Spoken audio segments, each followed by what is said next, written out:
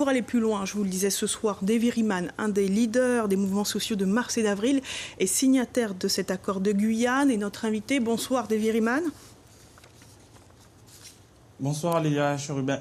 Merci d'avoir accepté notre invitation. Alors, Davy Riemann, 3 ans après cette grande mobilisation des Guyanais, est-ce qu'il y a un début de satisfaction dans les engagements d'urgence pris par l'État ? Écoutez, je ne sais pas si on peut appeler ça un début de satisfaction, mais c'est sûr que le combat mené il y a 3 ans paye ses fruits depuis quelques temps, puisqu'on voit que des chantiers sont lancés. Mais il est tout à fait normal de comprendre que certaines personnes ne voient pas trop les avancées parce que ça prend un peu de temps à différents niveaux. Alors, il y a le temps des études, notamment pour lancer la construction des lycées, notamment à Maripasoula, la cité scolaire à Saint-Georges de l'Oyapock. Est-ce que c'est toujours trop long, malgré ce temps, on peut dire, ce temps où il faut faire les études, Davy Riemann ?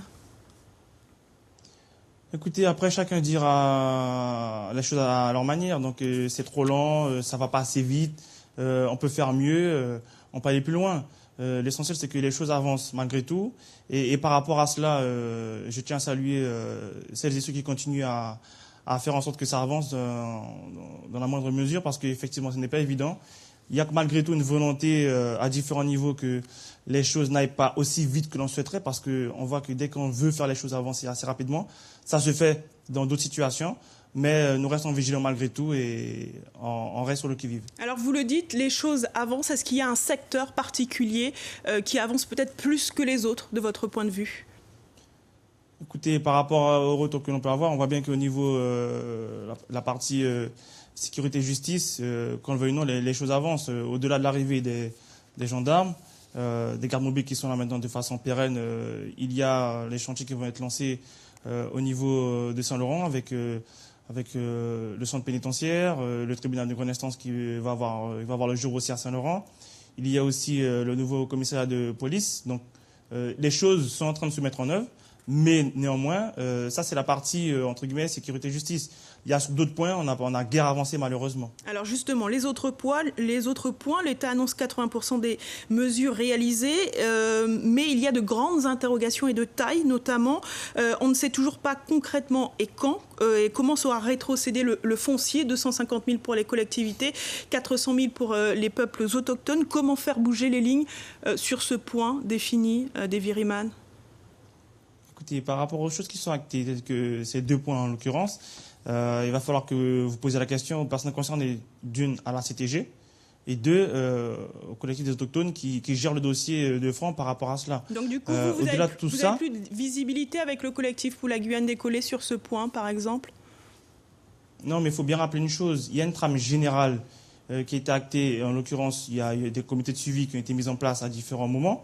Donc ça, c'est une chose. Par contre, après, il y a ce qu'on appelle les accords sectoriels avec différentes thématiques. Et là, les personnes qui ont négocié durant la nuit du 1er au 2 avril ont en charge, à leur niveau, de suivre ces avancées-là dans le secteur socio-économique, agriculture pêche, la lutte autochtone. Donc, ce sont des entités qui ont négocié un certain nombre de choses. Et c'est à eux de faire les avancées de leurs revendications. Alors, Davy Riemann, vous avez parlé des mesures sectorielles. Il y a eu ce fameux plan additionnel qui devait participer à de grands projets structurants, de désenclavement, notamment la route du fleuve. On a parlé du pôle université de l'Ouest guyanais. Concrètement, est-ce que vous y croyez toujours à ce plan additionnel, Davy Riemann ?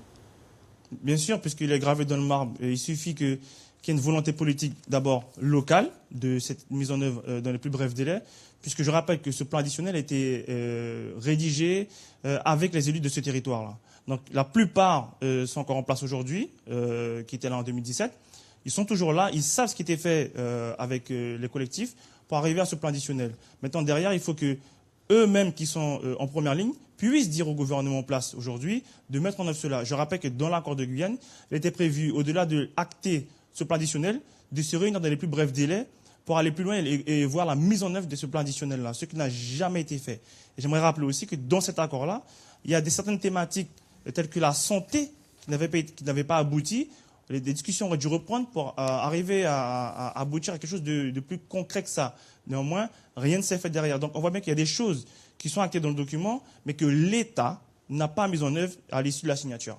Alors, un des héritages, ça va être ma toute dernière question, des héritages de cet accord, c'est la réouverture du débat sur l'évolution statutaire pour ce changement de statut, pour aller vers plus d'autonomie. Ça vous tient à cœur, Davy Riemann. Mais la question ne mobilise pas forcément. Est-ce que c'est un aveu d'échec après avoir vu des milliers de Guyanais défiler pour un changement de cap pour la Guyane ? Pas le moins du monde, ce n'est pas du tout un aveu d'échec dans la mesure où la question ne mobilise pas à l'instant T pour la simple bonne raison qu'en amont de cela, il y avait des divergences d'opinion sur le sujet. D'accord ? Maintenant, aujourd'hui, j'aimerais rappeler que lors du dernier congrès qui a eu lieu, les élus du territoire ont voté à l'unanimité vers une évolution statutaire aujourd'hui. Maintenant, une commission doit se réunir pour finaliser ce qui a été élaboré dans la commission ad hoc il y a quelques temps de cela. À charge maintenant à la collectivité la plus importante dans la CTG de mettre tout le monde autour d'une table pour finaliser ce document-là et l'envoyer dans les plus brefs délais au gouvernement. Mais je rappelle que l'évolution statutaire a été validée par l'ensemble des élus de Guyane. Merci Davy Riemann d'avoir répondu à nos questions ce soir. Suivez l'info sur Guyana Première, télé, radio et Internet.